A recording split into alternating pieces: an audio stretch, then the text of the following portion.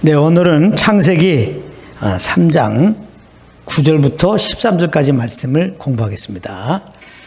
여기 내용을 보게 되면은 이제 아담과 하와가 이렇게 하나님이 금하신 그 나무의 실과를 따먹었어요. 그런데 가만히 보니까 무슨 소리가 들립니다. 하나님이 이렇게 오시는 소리가 들려요. 그래갖고 막 두려워가지고 나무 이제 사이에 막 숨었습니다. 그때 하나님이 이제 그들에게 이렇게 다가오셔가지고 그들을 부르십니다. 아담아 어디 있느냐. 그럴 때 이제 그 아담과 하와가 대답하는 내용입니다. 변명하는 내용이죠.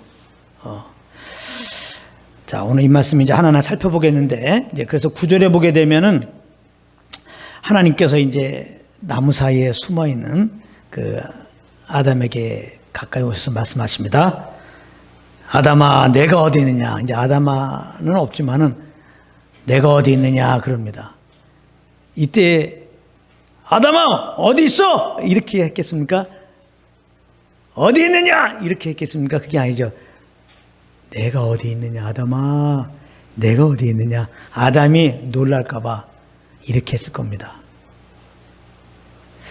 하나님은 전지하신 분이시죠. 모르는 게 없어요. 다 아세요. 아담이 지금 하나님을 피해가지고 그 얼굴을 피해서 그 낯을 피해서 지금 나무 사이에 숨었는데 그런다고 하나님이 모르실까? 아시죠.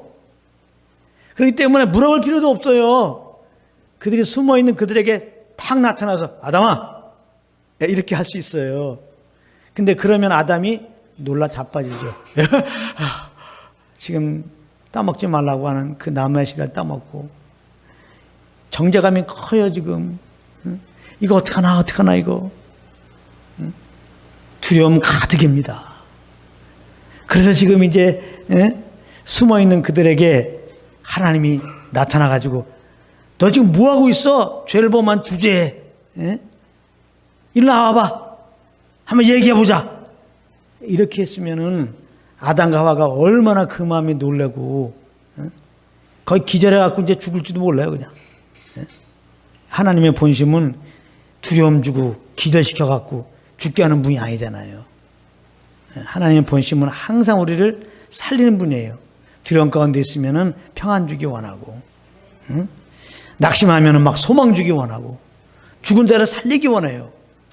그래서 궁극적으로 그 아들 주신 것이죠. 자, 지금 죄로 말미암아 지금 두려움 가운데 있어요. 정죄 가운데 있어요. 지금 마음에 평안을 상실했어요. 그 마음을 다 아시죠. 그래서 그들을 배려하기 때문에 하나님은 마치 모르는 것처럼, 진짜로 아담과 하와가 어디 숨었는지 모르는 것처럼, 어디인지 모르는 것처럼, 아담아 어디 있니? 그거예요 말하자면.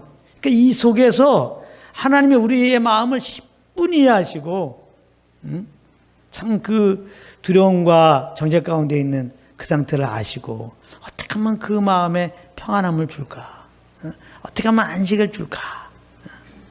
그런 차원에서 지금 아담과 하와에게 접근해서 지금 말씀하고 있는 겁니다. 그러니까 우리가 이 아담아 어디 있느냐 이 속에서 우리를 이렇게 이해하시고 배려하시는 하나님의 마음을 발견해야 되죠. 하나님 아버지 마음을 아는 만큼 우리가 자유하고 감사와 기쁨으로 주님을 예배할 수 있다는 사실입니다. 하나님께 예배하려면 감사와 기쁨이 전제가 돼야 돼요. 감사와 기쁨으로 드리려면 하나님을 알아야 돼요. 하나님의 그 마음을, 우리 향한 그 사랑의 마음을. 그러니까 저는 사실은 내가 어딨냐 이 말씀을 딱 묵상하다가 사실 더 이상 진행이 안 돼. 나는 그냥 그 하나의 마음이 그냥 이렇게 쫙 오는 거예요. 야, 그러니까 아담과 하와가 연약하여 죄를 범한 것도 다 아셔요. 다 그걸 이해하신다고. 더군다나 그 원치 않게 연약해서 그 뱀의 꿈에 빠져가지고 지금 이렇게 죄를 범했어요. 그래가지고 막 이제 주소 담을 수가 없잖아요. 이미 죄를 범했고 이거 어떻게 하나 하나님의 마음을 잘 모르니까 먹으면 죽는다고 그랬으니까 이거 어떤 형벌이 올까 막 그런 두려움 속에 지금 빠져갖고 지금 아무 생각이 없어요. 아담과 하와는 지금. 두려움에 시감겨 있는 그들의 마음을 이렇게 아시고, 어떻게 하면 저들에게 지금 현재 가장 주는 평안함을 줄 수 있는 게 뭘까? 마음의 동요를 막아줄 수 있는 게 뭘까? 그거는 모른 척하면서 아담아 어디 있느냐 이거예요. 이럴 때 나타나고 어둠 어디 있어? 너 그거 뭐하고 있는 거야 너희들? 이러면 안 된다니까. 그러니까 이런 주의 마음을 우리가 안다면은 우리가 연약해 좀 잘못했을 때 동일하게 막 주님께 피하고 막 정죄 가운데 빠져들어가지 않죠. 이런 나 연약해서 이렇게 원치 않게 범한 일들에도 다 이해하시고 이제 찾아오시는 주님을 생각을 해야 되겠죠. 그러니까 하나님이 지금 아담에게 찾아온 것은 지금 막 그 죄를 묻고 막 벌을 주려고 찾아온 게 아니에요. 그들이 막 놀라가지고 죄를 보면서 막 놀라가지고 정죄 가운데 두려움 가운데 있어 일단 그걸 달래려고 일단은 오셨다고도 볼 수 있는 거예요.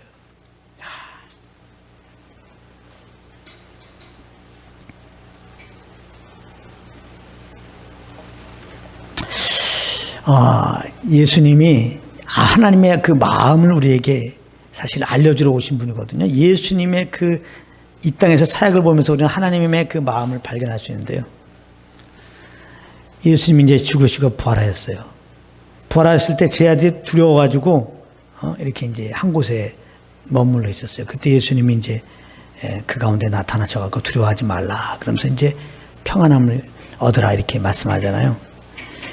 이쯤 되면은 제 아들이 조금 이제 평안함 얻고 힘을 얻고 주님을 따르면 좋은데 안 그렇습니다. 그게 참 사람이 연약하면 첫 번째 한번 주님께 너무나 잘못했죠. 그 주님이 가장 어려울 때 함께 했어야 되는데 도망갔잖아요. 거기에 대한 자괴감이 있을 겁니다. 그런가 하면은 예수님이 이제 부활하셔서 이렇게 사역을 하시는데 쫓아다니다가 보면은 예수님은 또 잡히게 될 것이고 그러면 자기들에게도 역시 한 번은 피했는데 두 번째는 이거 못 피하고 또 자기 목숨에 위협이 있을 것 같아서 연약함에 두려움이 좀 생각한 거죠. 자기 생명을 생각하니까 자기 목숨을. 그러다 보니까 선뜻 예수님을 못 따라가는 겁니다. 마음은 주님과 함께 하고 싶은데. 그래서 베드로가 주동이 된 겁니다. 고기 잡으러 간다. 그랬더니 몇 명의 제자들이 나도 쉼없이 대답하면서 이제 고기를 잡으러 간 거예요. 그래서 고기를 잡는데 밤새도록 고기를 못 잡고 있는 거예요. 근데 그때 예수님이 그들에게 나타납니다. 그래서 나타나자마자 얘들아 지금 너네 뭐하고 있어 요것들이 내가 그냥 십자가 지려고 할 때도 도망갔고 내가 부활한 다음에 또 두려워 숨어 있는 거 그래도 내가 와갖고 너희들 두려워하지 말라고 해서 평강을 그렇게 얘기해주고 그렇게 함께 하자고 그랬는데 이건 뭐 또 고기 잡으러 가 옛날로 돌아가니 너희들의 제자니 너희들 자격이 있냐고 이런 마음을 가지고 가가지고 다 일로 와봐 뭐 이런 식으로 얘기했으면 어떻게 해요? 그냥 물속에 빠졌지 몰라 그냥 우리는 올라올 자격도 없다 그냥 더 이상 주님을 따를 마음이 싹 사라졌을 거예요. 그래 우린 정말 자격 없어. 이렇게 준비한 데서 무슨 주님의 제자야 우리가 착각했지. 하면서 이제 차라리 물속에서 나오지 말자 그냥 그래가지고 그렇게 인생을 끝낼 수도 있는 사람이 있을지도 몰라요. 근데 예수님은 제자들의 마음은 10분이에요. 그들의 마음은 똑같아요. 주님 만나서 막 사랑 앞에서 이분이 메시아인 것을 주님이 알려주는 그 순간에 그렇게 기다렸던 메시아구나. 나이를 다 용서하신 그 메시아. 정말 이분이 나의 주님이시다. 이분께 내 인생을 겁니다. 그래서 모든 걸 버리고 쫓았어요. 그 중심은 똑같이 있어요. 근데 연약해서 이렇게 예수님 십자가 지을 때도 도망간 거고 부활하셨을 때도 두려워서 예수님께 못 나간 거고 그렇게 주님께 격려받아도 연약해서 고기 잡으러 간 거예요. 이 마음을 10분 아는 예수님은 그들에게 나타나서 뭐라고 말씀한지 압니까? 좀 고기가 좀 있니? 내 제자가 된다면 무슨 고기를 잡고 있어. 그게 아니라 채울하시는 사랑이죠. 이따 그 모습 그대로 이제 그들을 인정하는 겁니다. 연약해서 그렇게 하고 있는 걸 인정하는 거예요. 다고치지 않습니다. 고기 좀 있어? 내가 밤새도록 고기 잡고 있는데 지금 너 고기 좀 잡았니? 고기 좀 있니? 그러는 거예요. 네, 처음에는 예수님인 줄 몰라봤어요. 그들은 지금 예수님 오셔갖고 막 그냥 다그칠 줄 알고 있기 때문에. 그 마음 앞에서 제자들의 마음이 편안한 거죠. 그러면서 이제 배 오른편에 금을 던져봐 그러는 거예요. 그랬더니 뭐 이제 엄청나게 고기도 잡히게 된 거예요. 예. 그러면서 이제 제자들이 예수님인 걸 알 거죠. 그렇지만은 자기들이 한 짓이 있기 때문에 어떻게 보면은 예수님 따라야 되는데 고기 잡고 있잖아요. 잘못했잖아요. 그러니까 선뜻 못 따라요. 근데 그때 누가 예수님께 달려가면 또 베드로가 달려가요. 또 그때 베드로가 물속에 들어가고 예수님 향해서 막 갑니다. 예. 근데 그 사이에 베드로가 오는 사이에 예수님 뭐 했느냐? 숯불에다가 생선을 구웠습니다. 떡도 다 마련해 놓으시고. 그 다음에 이제 베드로가 도착합니다. 이제 나머지 제자들이 배 타고 이제 이렇게 예수님 계신 곳에 옵니다. 그때 예수님이 일로 와봐라. 너희들이 제자냐? 내가 지금 할 말이 있는데 한번 얘기해보자. 너희들이 왜 고기 잡으러 왔어 지금? 나의 제자라며 내 옆에 있어야지 왜 고기 바닷가에 가 있냐고. 너 옛날에 뭐 했어? 고기 잡았지? 옛날로 돌아간 거야. 한번 생각해봐. 너희들이 과연 내 제자가 될 자격이 있는지. 난 너희들의 마음이 의심스럽다. 진짜 나를 증거할 그런 사명을 갖고 그렇게 나를 따라오려고 한 거냐? 뭐 이렇게 했으면 역시 그들은 졸도했을 거예요. 너무나 그들의 마음은 그 중심이에요. 똑같이 변함없이. 정말 나를 구원하신 주님, 그 주님만 위해 살겠다는 마음은 똑같아요. 근데 연약해서 그렇게 된 거거든요.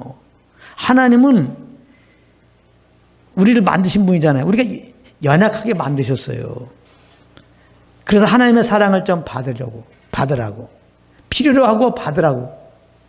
그래서 그 사랑을 받고 사랑을 받으면은 이제 주님을 사랑하게 되고, 나를 사랑하신 주님께 감사하게 되면서 이렇게 주님께 순종하는 삶이 되어서 예배자가 되는 거거든요. 그래서 연약하게 만든 거예요. 아담과 하와가 죄를 범한 것은 연약해서 그런 거예요. 지금 제자들이 다시금 이제 고기 잡으러 간 것은 연약해서 그런 거예요. 주님은 연약함을 얼마든지 다 이해하십니다. 네. 다음 시간에 공부하겠지만 원수 마귀는 바로 저주하십니다. 그는 연약한 게 아니에요. 처음부터 거짓말장이에요. 처음부터 교만한 자예요. 사람은 아닙니다. 첫사람이 죄를 범한 건 연약해서 그런 거예요. 그래서 예수님은 그렇게 말하면 안 되니까 또 배려하는 겁니다. 그들을. 네. 그렇게 잘못한 거를 바로 지적하지 않고 조반 먹어. 그럽니다. 조반을 딱 준비해놓고 고기 먹어 이 말이지. 떡 좀 먹어. 고기 잡느라고 힘들었어. 밤새도록 고기 잡느라고 입술만 부르틀려고 그런다. 빨리 먹고 가서 쉬어라. 이게 주의 마음입니다. 이게 주님의 마음이에요. 너무 다르죠. 그들은 지금 막 예수님 만나 예수님이 자기네들 알으면 고기 잡으러 간 거 알면 당연히 혼나는 건 기본이고, 그 다음에 버세우고, 그렇지 않으면 무엇보다도 결정적으로 너희들은 내 제자가 될 자격이 없다 선언할 줄 알고 있었는데 너무 다른 거예요. 물론 그들의 마음은 정말 주님을 똑같이 따르고 싶죠. 근데 그렇게 자신이 없는 그들인데 하나님은 그런 마음 아시고 그냥 고기 준비해 놓으시고 고기 먹어, 떡 먹어. 일단 안심이 오잖아요. 안심이. 그들 가운데 가만히 있어봐. 주님의 말과 그 모습은 최소한도 제자가 되지 말라, 날 따라오지 말라, 그것은 아닌 것 같아. 여전히 나를 제자로 인정할 것 같아요. 인정하는 것 같아요. 마음에 안심이 이렇게 옵니다. 안심이 와요. 이렇게 우리에게 안심을 주는 하나님이에요. 우리 사정을 이해하시고. 그럴 때 이제 또 베드로에게 말씀하십니다. 이 모든 사람들보다 나를 더 사랑하냐. 이것도 베드로에게, 특별히 베드로 너 잠깐 일로 와봐. 너가 나 따를 때 어떠겠어? 응? 정말 내가 가는 곳에 같이 간다고 그랬지. 너 내가 잡혀가는 날 너 나 따라왔니? 너 나 3번 부인했지? 너 나 부활도 알지? 그런데도 너는 나한테 안 왔지? 너 똑같이 다른 제자들과 또 숨어 있었지? 또 너가 제자들 선동해갖고 또 고기 잡으러 간 거지? 이런 식으로 그가 잘못한 것을 조목조목 이렇게 얘기를 했다 그러면 베드로는 듣는 중에 졸도한다니까. 근데 그렇지 않죠. 왜냐하면 예수는 베드로의 마음을 아니까. 누구보다도 그 중심은 똑같아요. 나를 구원하신 주님을 위해 살겠습니다. 주님을 따르겠습니다. 그거예요. 이런 고기를 잡는 어부였지만은 주님이 날 부르신 이상, 그 사랑을 아는 이상 사람 낚는 어부가 되겠습니다. 베드로는 똑같은 그 마음이에요. 예수님은 10분 그 마음을 다 이해하신다니까요. 그렇기 때문에 그렇게 안 해요. 이 모든 사람보다 나를 더 사랑하느냐. 이건 뭐냐면 베드로 중심은 똑같이 주님을 사랑합니다. 정말 주님을 사랑하는 거예요. 근데 자기 자신이 정말 주님을 사랑하는지도 몰라 지금. 정죄감 속에 너무 들어가갖고 자괴감 속에 너무 빠져가지고 내가 정말 주님을 사랑하는지. 우리가 원치 않게 주님을 잘 못 쫓고 정죄받고 이렇게 언제 성령을 못 쫓고 며칠 지나고 몇 달 지나고 몇 년 지나면요 이렇게 됩니다. 베드로처럼. 내가 정말 주님을 사랑한지도 몰라요. 사람은 사람의 속에는 영에는 누가 알려. 내가 온전히 영을 쫓지 못하는 가운데서 이렇게 눌려 있으면요 내 사정을 몰라요. 거듭난 우리들의 사정은 주님을 사랑하는 거예요. 죽기까지 주님을 따르는 겁니다. 아세요? 거듭난 자들에게 하나님의 성령이 오셔서 우리에게 그런 주님의 사랑을 알려주시고 그 사랑으로 말미암아 그런 마음을 갖게 하고 고백하게 하고 그렇게 하는 거거든요.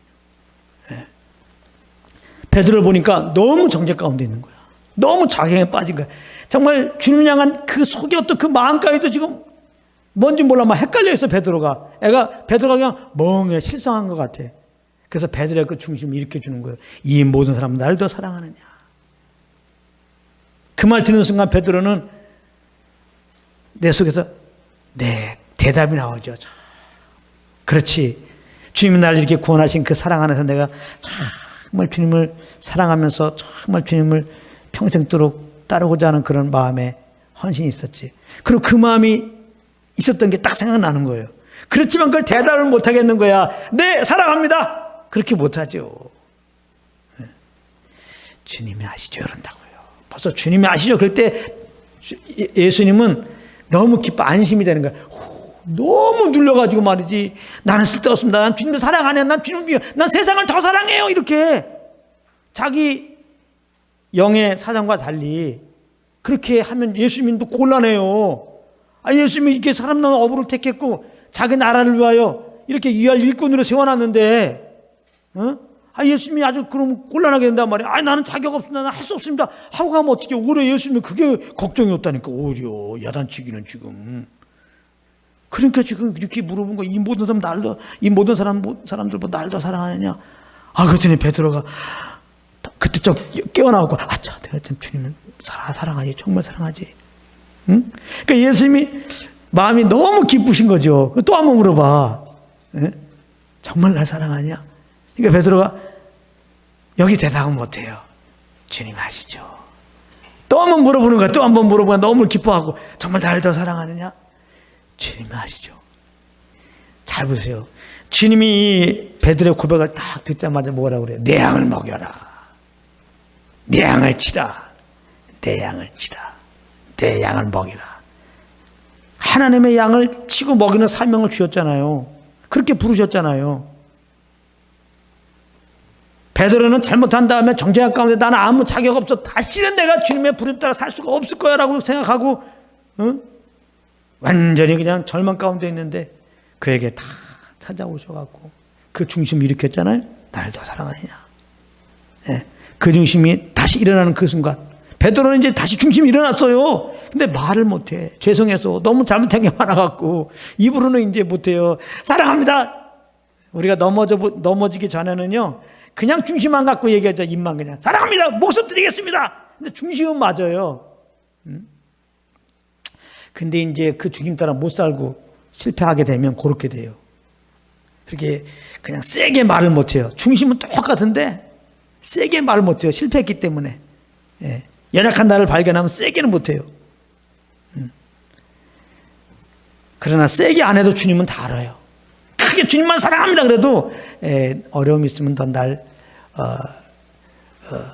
부인할 거야. 이것도 아시고. 예. 지금 말도 못하고 내가 주님을 사랑하는지 주님이 아시죠? 이렇게 힘없이 얘기해도 정말 이제는 너의 목숨이 위협하더라도 내 이름을 증거할 때는 목숨까지 드릴 것이라는 그 중심에 있는 그 마음의 중심을 주님은 다 아세요. 그러니까 우리 이런 걸 통해서 우리는 주님 앞에 그 쇼할 필요 없어요. 그냥 주님을 잘 섬겨드리는 척 할 필요가 없어요. 율법주의 신앙은 다 이거거든요. 쇼하는 거거든요. 위선이거든요. 위선. 잘 드려지는, 잘 섬기는 척. 그럴 필요가 없다는 거예요. 그런 순간에 얼마나 무리가 됩니까? 벌써 표정도 그렇고 우리 뭐 어깨에 힘이 들어가야 되고 자연스럽지가 못해요. 주의 마음을 모르면 그렇게 됩니다. 필요 이상으로 주님께 헌신을 해요. 성령님 한 1시간 기도하라는데 필요 이상으로 2시간 한다고요. 근데 처음에 주님을 따를 때는 율법적인 신앙이 될 수밖에 없어요. 너무나 주님의 은혜가 크면 내 수준을 모르니까 정말 그 은혜 앞에서 우리가 내 수준을 넘어서 헌신하게 돼요. 이건 나쁜 게 아닙니다. 그런 헌신이 필요한 거예요.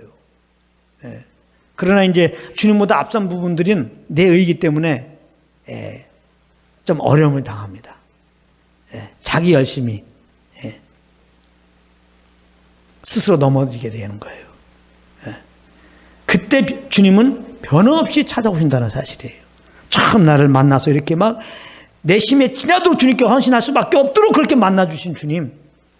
그러나 내가 힘이 모자라서 내가 주님께 고백만큼 살아드리지 못해서 넘어져서 어떻게 보면 정죄 가운데서 폭발 묻혀서 이렇게 이제 내가 봐도 이렇게 못 되는데 주님이 당연히 날 버리실 거야.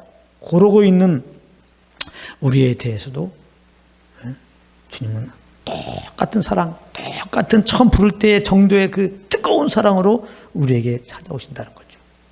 그렇게 예수님은 똑같이 예수님 처음 부르셨을 때 똑같은 그런 베드로를 향한 마음을 가지고 너는 개발하리라, 반석으로 인도하리라는 마음을 가지고 베드로에게 지금 찾아와서, 그러나 지금은 완전히 반석이 아니라 모래가 아니라 그냥 납작 엎드려져 갖고 그냥 바람 빠진 풍선처럼 지금 있는 베드로, 이거 빨리 풍선 일으켜야 한단 말이에요. 그래서 이렇게 지금 그에게 나를 다 사랑하느냐 물어보면서 그의 중심을 일으켰는데 그 중심에 일어난 걸 보면서 내 양을 먹여, 내 양을 치라, 이렇게 말씀하신다. 여기서 중요한 또 비결이 있어요. 우리가 사역을 하게 되면은 뭘 갖춰야 된다고 생각해요. 아닙니다. 주님의 사역을 할 수 있는 건 딱 하나만 돼요. 주님이 나를 정말 사랑하는구나 아는 만큼 사역할 수 있는 거예요. 그걸 모르면 사역하면 안 돼요. 우리가 그리스도의 마음을 가졌노라 그러잖아요, 바울이. 우리 예수 믿는 자들은 다 그리스도의 마음을 가진 자예요. 그리스도가 와계시잖아요. 근데 이 마음을 알기까지는 내가 좀 부서지는 과정이 필요해요. 나의 실패가 필요해요. 나의 실패 가운데서 주님의 이렇게 마음을 우리가 알 수가 있어요. 변없는 사랑. 그러니까 실패 가운데 주님의 날 동일하게 격려하시고 동일하게 인정하시고 동일하게 받아주시는 그 마음을 받을 때 비로소 사역하는 거예요. 사역은 나의 어떠함을 보여주는 게 아니잖아. 내 사랑을 보여주는 게 아니잖아요. 내가 조용을 일으키는 게 아니잖아요. 우리를 일으키시는 주님을 소개하는 거잖아요. 주님을 알려주는 거잖아요. 그 주님을 나타내는 거잖아요. 근데 내가 그 주님을 모르는데 어떻게 그 주님을 알려주겠어요. 그래서 정말 주님의 사역자로 부르신 자들은 공이 다 처절하게 깨지는, 넘어지는 그런 과정이 있는 겁니다. 그런 거 없이는 주의 마음을 알 수가 없기 때문에 그래요. 그래서 베드로가 넘어짐을 통해서 그래도 나를 이렇게 사랑하시고 이해하시고 내 중심을 받으시는 그 주님의 사랑을 딱 이제 받는 것을 아니까 확인하니까 예수님이 내 양을 먹이라, 내 양을 치라, 사역하라. 그렇게 말씀하잖아요. 복음을 증거하기 위해서는 신학교를 다녀야 되고, 성경을 잘 연구해야 되고, 뭐 그런 것도 필요한 부분이 있지만은 더 중요한 거는 주의 마음을 알아야 돼요. 주의 마음 모르면은 뭐 신학교 그 이상을 다니고 성경을 뭐 아무리 연구해도 아무 소용없어요. 근데 주의 마음은 우리가 삶의 현장 속에서 넘어졌을 때, 아무것도 할 수 없을 때, 눌려 있을 때, 그때 주의 마음을 알 수가 있습니다. 말씀을 통해서. 오늘 말씀을 통해서 하나님께서 우리를 향한 주의 마음을 알려주는 거예요. 물론 우리는 연약해도 넘어질 수 있어요. 그러나 이전처럼 주의 마음을 안 사람들은 오래 눌려 있지 않습니다. 오늘 뒤에 계속해서 말씀이 나오거든요. 오래 넘어짐을 통해서 주의 마음을 또 아는 기회가 되는 거예요. 자연스럽게. 그래서 벌떡 일어나갖고 나와 같이 넘어서 지금 못 되는 자들에게 주의 마음을 모르기 때문에 그 주의 마음을 던져주는 거죠. 사역은 주님의 그 마음, 내가 받은 마음을 던져주는 거예요. 그 마음을 알려주는, 하나님의 마음을 알려주는 것이 다른 거 아니더라고요. 뭐 힘차게 전하고 말씀을 뭐 잘 조리해갖고 전하고, 절대 주의 마음만 딱 던져줘.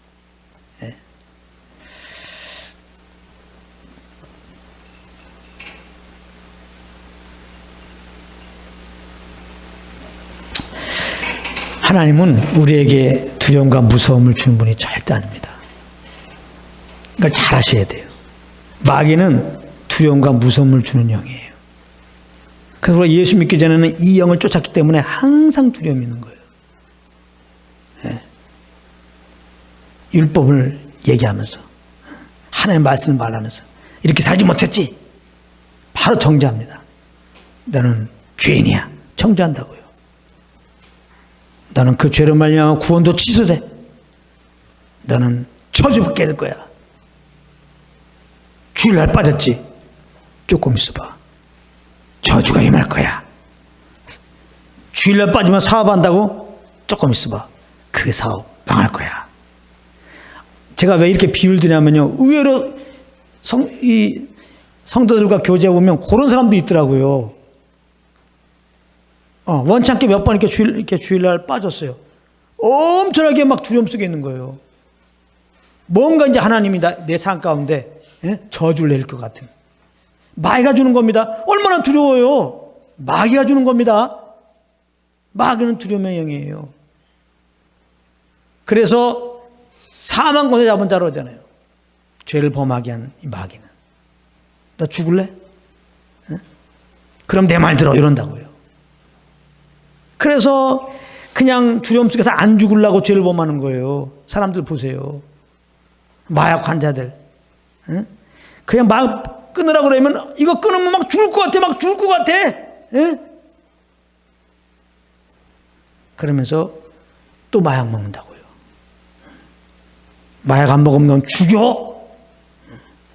마약 먹으면 살 것 같아요. 마약 먹으면 죽어요.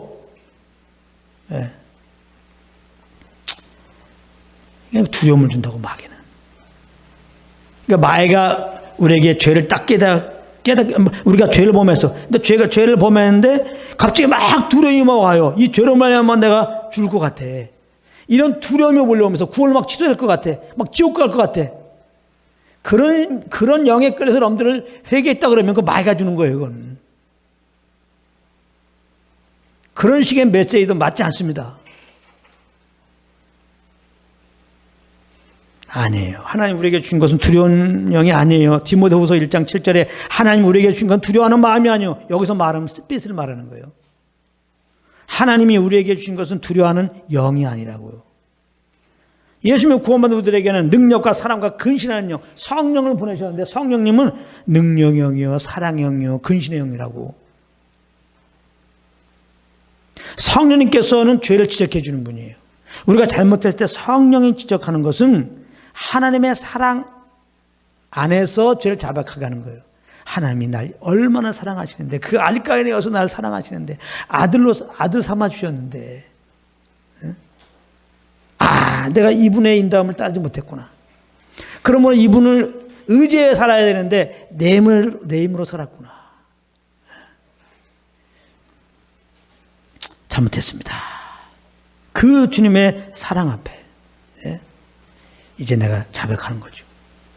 그리고 다시금 날 이렇게 사랑하시는 주님을 따르고자 하는 마음으로 자백하고, 그 자백한 열매는 다 주님의 영에 이끌림 받으려고 그러죠.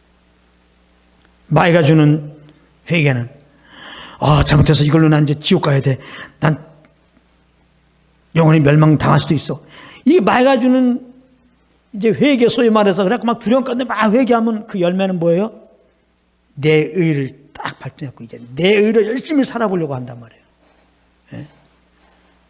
내 의가 더 견고해져 갖고 그렇게 주님을 섬기는 열매가 나와요. 그건 하나님과 아무 상관없는 삶이죠.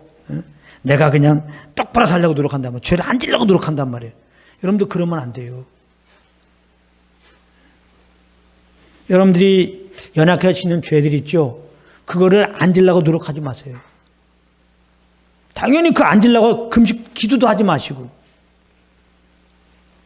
그런다고 그 연약한 죄에서 벗어나는 길이 아니에요. 벗어나는 게 아니에요.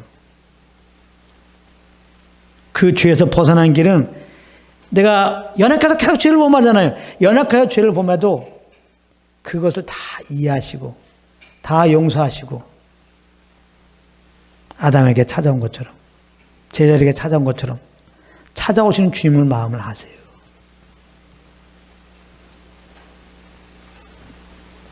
그 주님 앞에서 정말 자백하고 다 내 힘으로 살아니까 죄를 범하는 거 아니에요. 내 힘으로 죄를 이기려고 하니까 또 죄를 범하는 거 아니에요.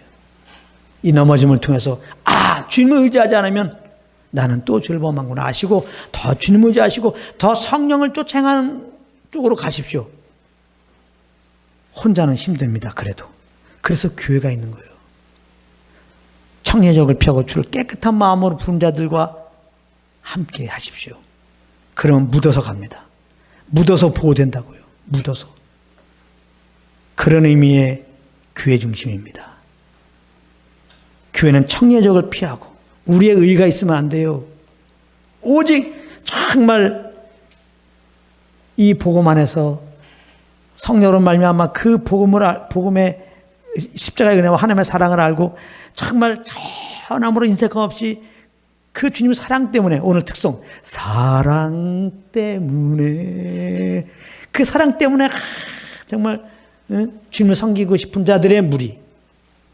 그리고 주님을 섬기는 게 뭐야? 성령 쫓는 거니까 모여가지고 정말 누구는 목소리가 큰 게 아니라 선하게 주님의 음성에 귀를 기울여서 그 흠 따라서 이렇게 섬기는 그런 무리들과 함께하면 보호되는 거죠. 교회와 함께하지 않으면 우리 연약함에서 일어나기 힘들어요. 정말입니다. 이런 부분도 우리가 잘 알아야 돼요. 그래서 이제 10절에 가보면 이제 아담아 내가 어딨냐 그러니까 아담이 대답합니다. 두려워서 숨었습니다. 두려워서 숨었다는 거예요. 아담이 숨게 두려워서 숨었죠. 벗었으므로 두려워서 숨었다. 벗었으므로 두려워서 숨었다는 거예요. 벗어서 두려워서 숨은 게 아니죠. 죄범해서 그런 거죠. 그렇죠? 아담아 내가 어딨냐 그랬더니 아담이 대답하는 게 주의 소리가 들려오는데 보니까 내가 벗었거든요. 창피하게 이게 벗어갖고 내가 들어와서 숨은 거예요. 이렇게 얘기했단 말이에요. 근데 잘 생각해 보세요. 아담이 숨은 것은 옷 벗어서 숨은 게 아니잖아요. 죄를 범해서 숨은 거죠. 자, 그러니까 하나님께서 그 말 듣고 거짓말하고 있네. 거짓말하는 죄까지 범하는구나 이제. 너 죄 범해서 숨은 거잖아. 말은 똑바로 해. 이렇게 우리 같으면 할 것 같으지? 하지 않으시고. 11절에서 누가 너의 벗었음을 내게 고하였느냐? 내가 잘못 얘기했다. 이렇게 누가 안 했을까? 누가? 아담 누가 너의 벗었음을 내게 고하였느냐? 이렇게 하나님은 말씀하셨어요. 여기서 누가는 어떤 자가 그런 말입니다. 어떤 자가 너의 벗었음을 내게 고하였느냐? 어떤 자가 도대체? 이 말은 뭐냐? 하나님 편에서 볼 때는 야 아담아, 내가 너 옷 벗은 거 상관하지 않았잖아. 너 옷을 입었든 안 입었든 난 그거 문제 삼지 않고 있잖아. 근데 어떤 자가 너 벗었던 거에 대해서 문제 삼아? 이 말 속에서 하나님 뭘 아담에게 주려고? 아담아, 난 지금 너 편이야. 너가 죄를 범해도 난 여전히 널 사랑해. 왜 자꾸 나를 피해? 그 말이죠. 아담이 깜짝 놀랐을 겁니다. 이쯤 되면은 혼내줄 것 같은데, 거짓말이 막 탄로나잖아요. 하나님 앞에 어떻게 거짓말로 이게 속일 수가 있겠습니까? 그걸 알면서도 그냥 자기 코가 그러니까 둘러댄 거거든요. 근데 그래서 그 거짓말 다 알 텐데도 오히려 이렇게 야, 너 벗은 거 아무 상관없어. 오히려 그거 벗은 거 누가 벗었다고 그러냐? 누구야 도대체? 누구야? 누가 너 벗은 걸 말해? 얘기해봐. 이거죠. 누가 그래? 마귀 새끼가 그러지. 그래서 이제 다음 주에 공부합니다. 마귀 새끼 하나님이 죽여버립니다. 할렐루야! 마귀가 한 건 꼬였잖아요. 죄를 범한 건 아담이잖아. 그럼 하나님이 아담을 죽여야 되는데 마귀 새끼부터 죽이거든요. 연약하여 그 꼬임에 넘어간 그걸 아시기 때문에 10분 이해하시고, 누가 너 벗은 걸 문제 삼냐면 나는 벗은 거 문제 안 삼지 않아. 그 말이지. 나를 좀 피하지 마. 제발 숨지 마. 고개 좀 들어. 지금 그 말씀하는 거예요. 나는 너를 버릴 마음이 없어. 난 너를 죽일 마음이 없다고. 일단 너는 죽게 되는데, 죄를 보면 죽게 되는데 일단 내가 너를 살리려고 온 거야. 죽을 생각하지 마. 죄를 보면 날 떠날 수밖에 없게 되는데 난 너를 보내고 싶지 않아. 그럼에도 함께 하고 싶어. 그걸 얘기하러 온 거야. 보고만 해서 이 말씀 보면 그렇게 되는 거예요.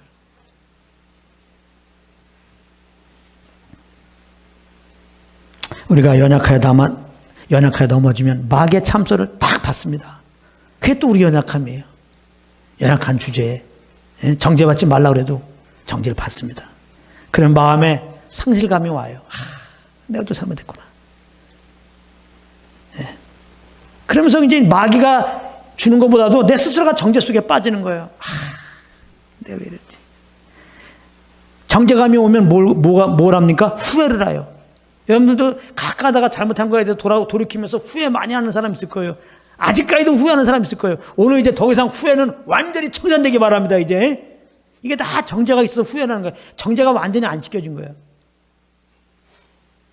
자, 로마서 8장 33절 34절에 오르게 되면은, 거기 오르게 되면은 이런 말씀이 있어요.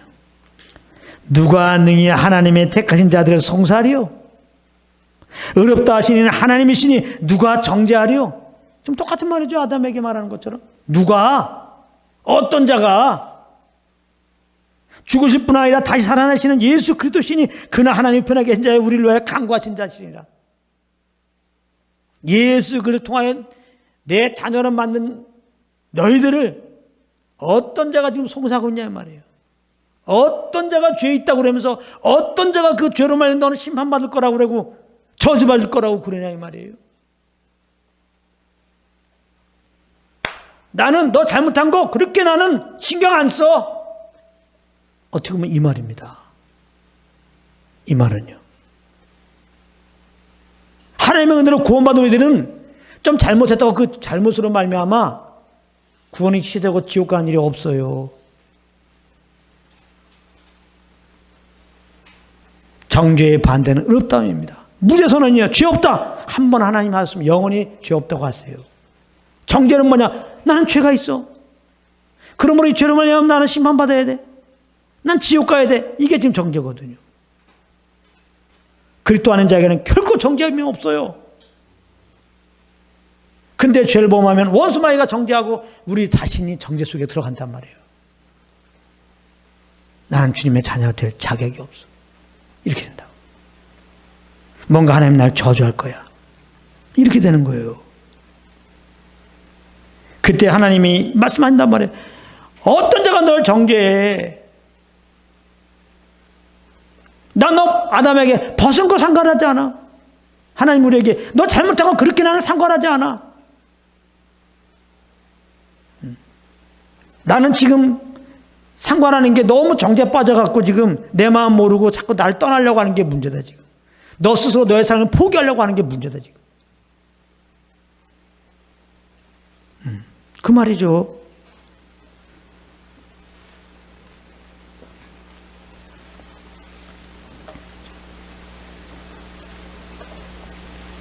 어렵다 하시는 이는 하나님이시니 난 널 여전히 어렵다고 한다. 난 여전히 너를 사랑한다. 여전히 널 기뻐한다. 우리에게 말씀하신다고요. 이것이 정말 하나님의 마음으로 이제 다가온다면요. 어떤 분들은 그래요. 아유 저렇게 전하니까 저거 잘못된 복음이지. 아주 죄를 막 양심의 자책도 없이 막 죄를 범하도록 그렇게 만들어라 그냥. 그런 메시지라고 사람들이 생각할 수 있어요. 몰라서 그런 거죠. 주의 마음 모르면 뭐 별말 다 할 수 있죠. 지금 제가 주의 마음을 설명하고 있죠. 여러분들 죄를 막 져도 됩니까? 그런 포인트로 전합니까? 우리가 연약하게 넘어졌을 때 일어나야 되는데 주의 마음을 모르면 못 일어나요. 정죄감 때문에, 끝없는 후회 때문에 또 주저앉습니다. 일어나려고 해도 정죄가 오면 아유 이렇게 잘못했는데 아유 그렇게 하지 말걸 내가 망쳐서 아유 그냥 관두자 이렇게 돼버려요. 주의 마음은 알아야 돼요. 주님 마음은 여전히 우리를 사랑하세요. 죄인 되었을 때 사랑하세요. 네. 우리를 부르신 거 연약함을 알고 부르신 거예요. 그렇게 넘어질 거 알고 부르신 거예요. 우리가 몰랐지. 나는 안 넘어질 줄 알았지. 주님은 알고 부르신 거예요. 그래서 넘어졌을 때 우리 수준을 알게 하시고 그래도 변함없이 사랑하시는 자신을 알려주려고 그래서 그 마음을 전달하는 그 역할 잘하게 하려고 허락하신 거예요. 우리는 이 마음을 모르면 어떻게 돼? 넘어지면 정죄가 온단 말이에요. 후회를 한단 말이에요. 그래서 지금 주시는 말씀을 못 들어요. 성령과 동행하지 못하게 됩니다. 성령과 동행하지 못하는 가운데 또 사역하는 사람도 있어요. 그래서 얼굴이 시커먼 가운데 정죄의 메시지를 하는 겁니다. 내가 정죄받고 있으니까. 내가 하나님께 눌려있으니까 벌써 말씀도 이러잖아요. 할렐루야. 여러분들 할렐루야가 무슨 뜻입니까? 하나님은 찬양하자는 거예요. 왜 찬양해요? 날 구원하신. 이렇게 정죄하시나 하지 않으시나 아버지. 이름 없이 7번 넘어져도 에이씨 장난치나 또 넘어지고 이런 게 아니고 또 용서하세요. 나 자백해. 얼마든지 용서할게. 예. 나 의지하지 않으면 또 넘어져. 너는 7번, 7번, 490, 한 번 또 넘어질 수 있어. 나와 함께. 이러한 하나님을 알므로 찬양하는 거거든요. 그래서 할렐루야 하는 거예요. 하나님을 찬양하자. 그래서 할렐루야 하는데 당신이 안 그렇거든요, 지금. 뭔가 눌려있거든요. 예. 그러면서 주님은 섬겨야 된다고 생각하니까 의무가 되니까 할렐루야 이런 거 아닙니까? 응? 뭐예요 그게? 할렐루야 다 같이 기답다. 이게 뭐냐고. 진짜 감동이 안 와요. 그냥 남들이 볼 때는 목사님 같아. 목사님 같은 게 무슨 의미가 있어? 능력의 메시지를 하는 것 같아. 능력의 메시지 같은 거라는 게 무슨 의미가 있어? 능력이 없는 걸. 그 말씀 받고 지금 아무리 해봤자 또 정죄가 오는 걸. 그러니까 이런 종교적인 것이 의미가 없더라고요. 제가 사역을 해보면 할수록 너무 자유한 거예요. 내 자신이 이렇게 사역할 수 없을 만큼 사정없이 넘어져 보니까요, 거기서 일어나는 것은 주의 마음 하나 붙잡고 일어나는 거지, 정말 넘어졌을 때 그렇게 금식도 하고, 그렇게 정말 40일 금식할 때 전 인천 전 지역을 다 구역 나눠가지고 인천 모든 지역을 제가 가면서 전도했어요. 40일 금식하면서. 이것은 그리스도 안에 자랑하려고 그런 겁니다. 금식자를 하는 게 아닙니다. 내 중심을 하나님께 보이려고. 비록 이렇게 교회가 어려워져서 내가 아무것도 손을 쓸 수 없는 상황이 되었지만 내 중심은 주님을 사랑합니다. 그러므로 모두가 어렵다고 그래도 내 중심만큼은 지키라. 그래서 이제 40일 금식하는데 가만히, 힘들다고 가만히 있을 수가 없는 거예요. 그래서 저는 오늘은 이쪽, 저는 인천 전 지역을 다 다녔어요. 그리고 나중에 막 20일, 30일 지나서 머리가 막 어지러질 하잖아요. 나가면 막 어지러지래. 그래서 잠깐 내가 그 지역 가서 예수님이 되려 선포하고 삽속에 들어가서 쓰러지고 그랬어요. 그리고 또 그렇게 되면 갑자기 내가 큰 능력이 임하고 교회도 한순간 다 될 줄 알았어. 그러고서 이제 39일째 되는 날 엎드렸어요. 39일째 되는 날 11시 30분, 11시 35분, 40분 됩니다. 막 기대가 엄청 오는 거야. 이렇게까지 내 중심을 드렸는데 하나님이 다 해보게 하시겠지. 그러니까 딱 엎드렸는데, 막 시간이 왜 이렇게 길어? 11시 50분, 금식 39일째 11시 55분. 어떤 일이 안 올라왔지만 뜨거움도 안 와. 난 그래도 기대해요. 하나님은 하나님이 하시면 얼마인지 아시니까 1초에 갑자기 바뀌게 하시니까 55초 11시 55초 56초 57초 58초 정말 기대 가득해서 59초 어떻게 역사하실까? 땡! 아무 일도 안 일어나. 저는 그때 하나님께 역시 감사했어요. 놀라운 비밀이 더욱더 임하는 거예요. 그렇습니다. 하나님은 내 행위에 어떤 때도 역사하는 분이 아닙니다. 하나님은 다 계획을 가지시고, 자, 주님의 때가 되면 이런 일을 하시고 다 하실 것입니다. 내가 이렇게 금식했다고 그걸로 금식했어 응답하시는 분이 아닙니다. 반대로 금식 안 했다고 하실 것을 안 하시는 분이 아닙니다. 하나님이 그냥 은혜로 다 계획 가운데서 작전 가운데 그렇게 하시는 분입니다. 거기서 저는 정말 주님의 주권을 인정했어요. 주님의 주권을 인정하는 것이 그 무엇보다 귀한 것이다. 다 인정하고, 더욱더 나는 주님이 주신 감동 따라만 금식하라고 하고 안 하라고 그렇게 하겠습니다. 더 그렇게 제가 은혜로 은혜에서 강해지는 법을 배우게 된 거죠. 그런 식으로. 할렐루야. 난 지금 생각해도 너무나 후회가 아니다. 그때 생각하면요, 아찔아찔해요. 왜 응답하지 않으셨지? 때로는 하나님께 원망하고 막 그런 게 아니고 너무너무 감사해요. 그때 응답했으면 어떻게 될 뻔했어. 저는 간단해요. 메시지 맨 마지막에 그거예요. 왜 여러분들 눌리십니까? 왜 걱정하십니까? 사업이 문제입니까? 집이 문제입니까? 40일 금식만 해보세요. 왜 여러분들 걱정하십니까? 근심하십니까? 어떻게 해요? 3일 금식했다고요? 아이고, 40일 금식해보세요. 20일 금식했다고 40일 금식해보라니까요. 어떻게 40일 금식하다가 밥을 조금 하루 먹었습니까? 다시 하세요. 이렇게 할 거 아니에요. 저는 40일 했습니다.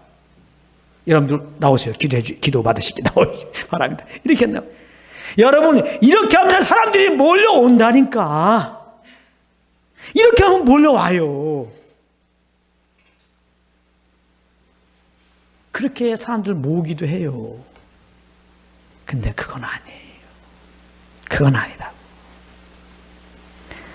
저는 그건 주님께 다 그렇게 사역한 사람들 맡기고 하나님 알아서 다 가르치겠지.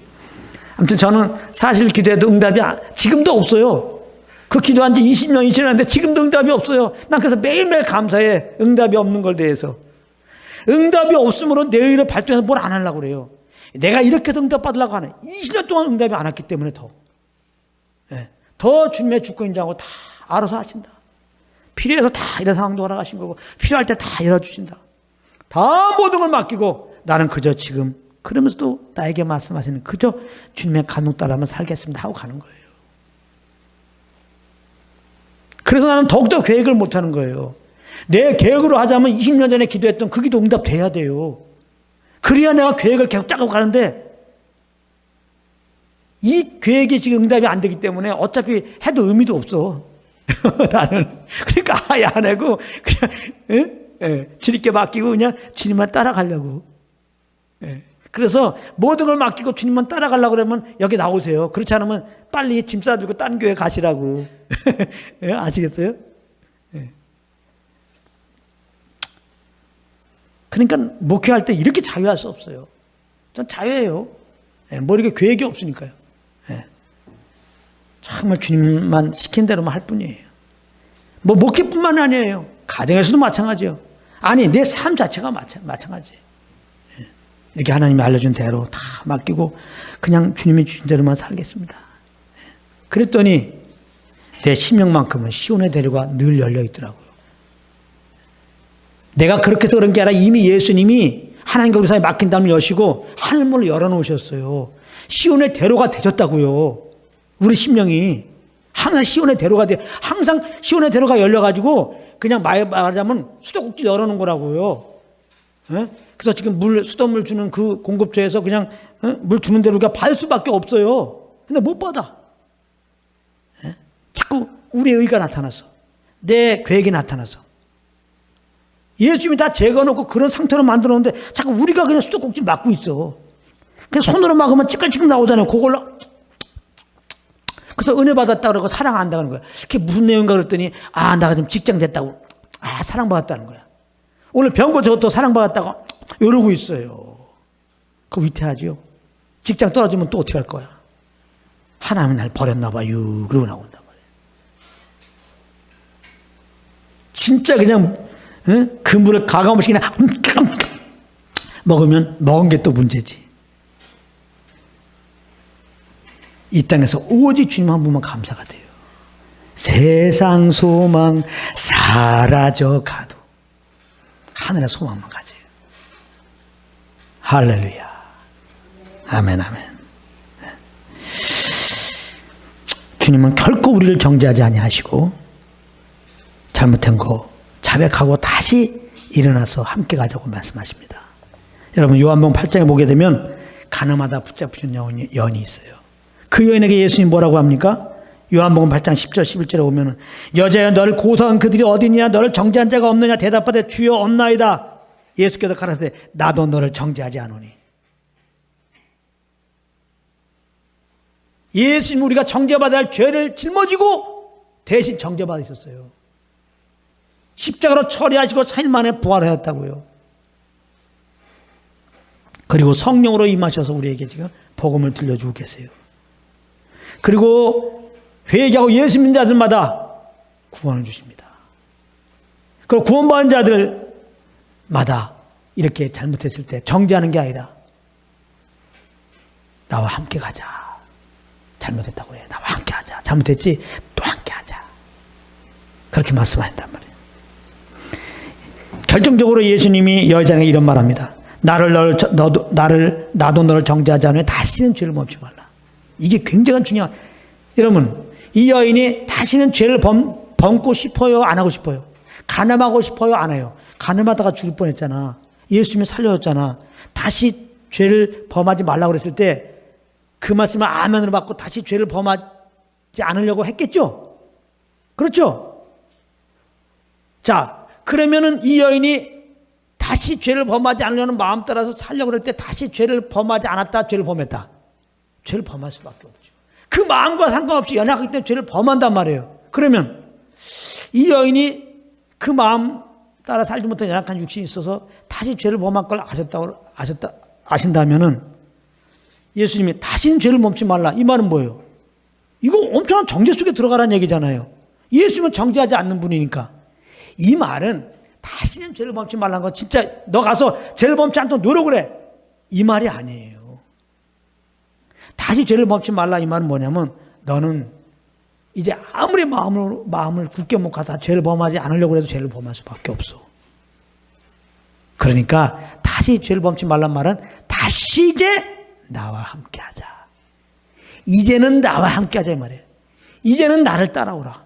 그래서 그 다음 말씀에 나는 세상의 빛이다. 나를 따르는 자는 빛 가운데 거한다고 말씀한 거예요.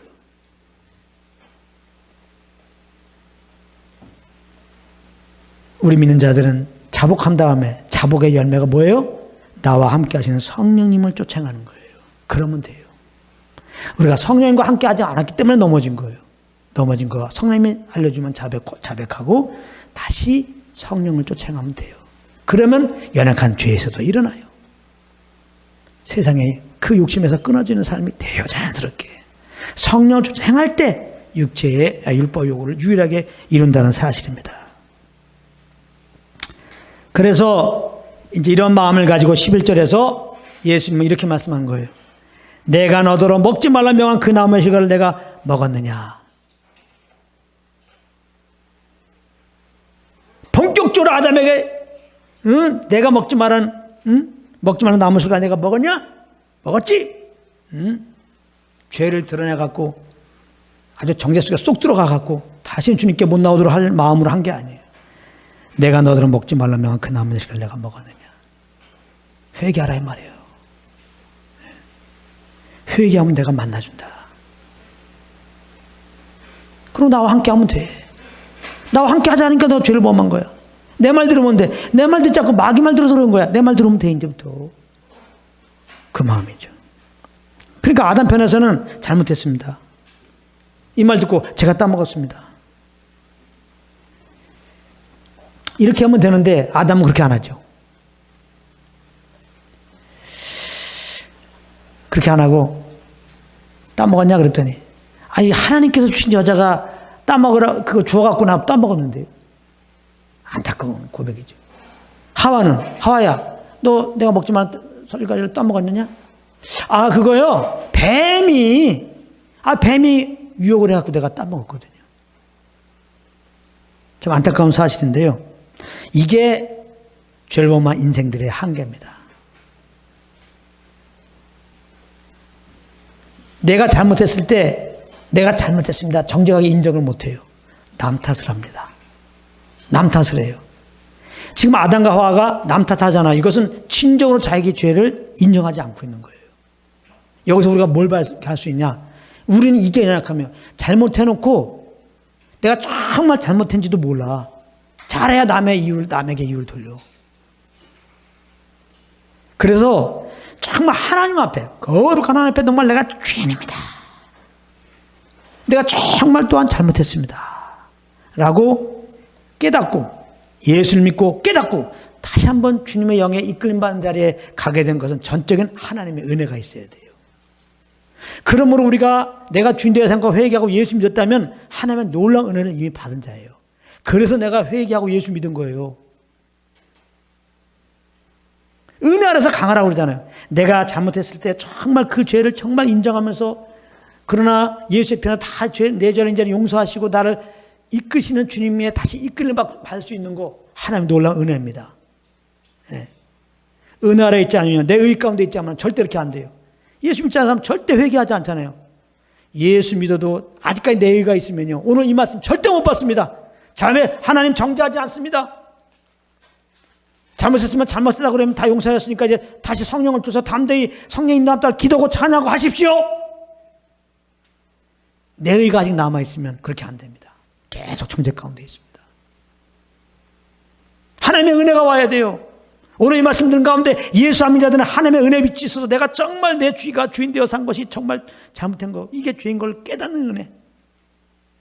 예수 믿는 자들이라면 성령께서 정말 내가 잘못한 거 알려준 거 정직하게 잘못했습니다. 남에게 이해되지 않고 환경 탓하지 않고 정말 인정하는 은혜가 있었으면 좋겠습니다. 그러므로 우리가 이 사실을 안다면은 영혼들에게 복음을 준 영혼들에게 세상 영혼들이 잘못했을 때 또 믿는 형제들이 잘못했을 때 우리가 어떤 스탠스를 취할 것인지가 나온단 말이에요. 이걸 모르면은 세상에 나가서 이게 잘못이야, 이게 잘못이야, 이 세상 사람들아 이게 잘못이야 이렇게 나온단 말이에요. 형제들이 잘못했을 때 형제다 너 이거 잘못했어, 너 이거 잘못했어, 이거 잘못했어 사실이죠. 그러나 주의 마음이 없죠. 그렇게 안 해도 지금 내가 죄인지도 잘 모르고 있는데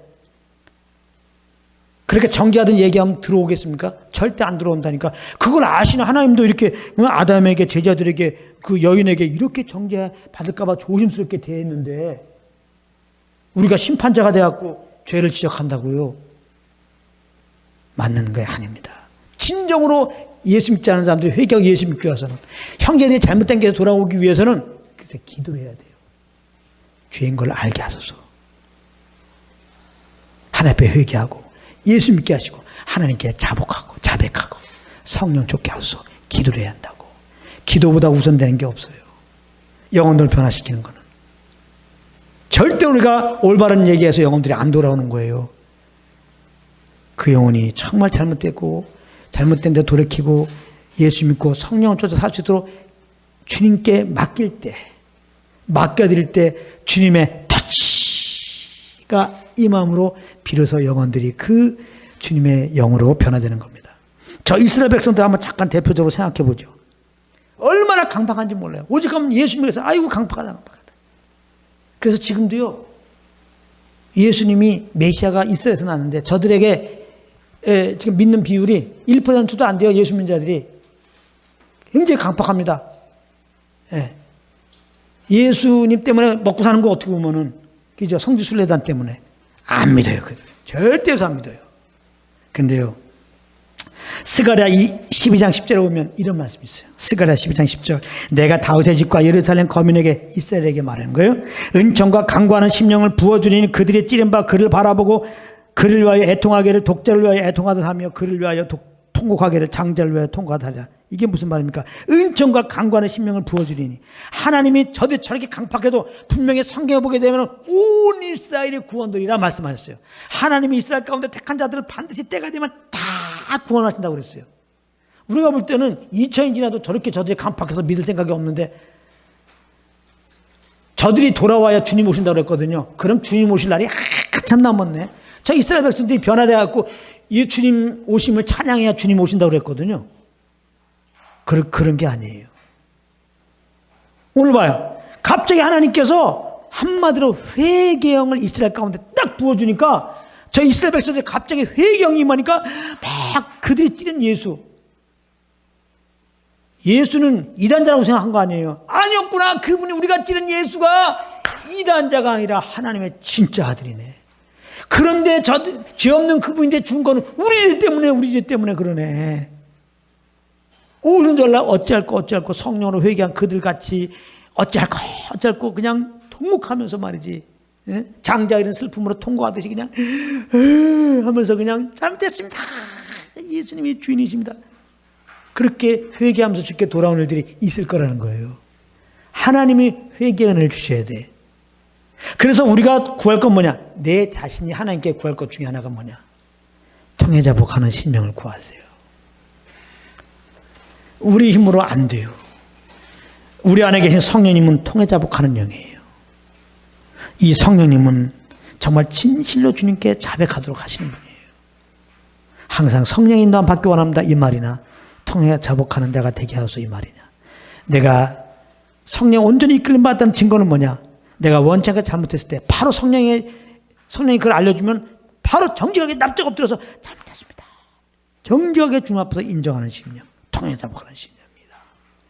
그리고 다시 담대히 성령을 쫓아가는 겁니다. 그래서 성령을 쫓아가는 자들은 잘못을 빨리 인정을 해요. 저의 옛사람은 누가 잘 알죠? 절대 잘못을 인정하지 않아. 주님 만난 다음에 바뀐 거는. 양심에 딱 걸리는 거 있으면 잘못했습니다. 모든 범죄는 하나님께 순종하지 않는 거기 때문에 첫 번째 하나님께 잘못을 구하고, 사람과의 관계에서 잘못한 거 있으면 반드시 풀어야 됩니다. 그 앞에 가서 잘못했다고 해야 됩니다. 부부관계에서 트러블이 있습니까? 하나님께 자백하고 반드시 잘못한 거 성령님 알려주면 자백하세요. 자녀들에게도 마찬가지예요. 부모로서 자녀를 노역해 했다면 성령님이 알려주면 노역한 거 미안하다 하세요. 저는 그때 그 노역해 한 거를, 그래서 마음이 어렵게 된 자녀를 풀기 위해서 돈을 많이 썼습니다. 이런 돈이 필요해요. 잘못했다 그래도 얘는 벌써 승질 나갖고 이랬어. 아무리 풀려고 해도 안 풀어져. 어떻게 난 빨리 풀어야 될 텐데. 하나님이 지혜를 주시더라고. 10,000원을 내라. 10,000원, 어떨 때 20,000원, 어떨 때 30,000원. 나중에 보니까 돈이 거들라. 안 되겠다. 그리고 이 채신이 있지. 예? 부모가 이렇게 언제 야단치다가 조금 주님보다도 오버해갖고 야단쳤다고 그게 걸려가지고 화해를 하다 보니까 이게 세상 못할 짓이더라고. 그래서 성령의 이끌림 따라서 자백하다 보니까 그것 때문에 자백이 안 되더라고. 아, 정말 내가 권유서 내가 올바르게 살아야지. 아무튼 무슨 말 하는지 아시겠죠? 성령을 이제 쫓아서 정말 잘못한 것 정직하게 자백하고 다시 성령을 쫓는 그런 예배자가 되게 하소서. 왜냐하면 우리 연약해 넘어지잖아요. 이런 기도는 중요한 겁니다. 통해 자복하는 심령을 주셔서. 하나님은 정말 기뻐하는 심령입니다. 네. 오늘 말씀은 아쉽지만 여기까지 하도록 하겠습니다. 할렐루야.